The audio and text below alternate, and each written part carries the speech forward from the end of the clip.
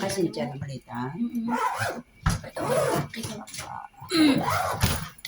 Kaya may sa Pinas. Ang bit-bit na saging. Espesyal yung saging. Oh, ito yung sa may mamay.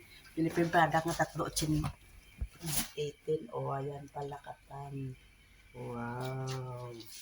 Shopee. Amo lang na iya pa sa lubong. wala na dala.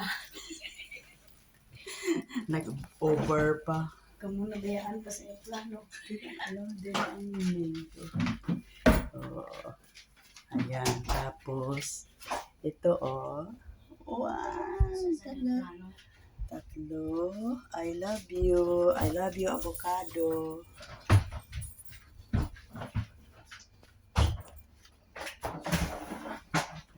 Busy siya. Halong kasong iya nga. Yes. Sa wakas na nakain din.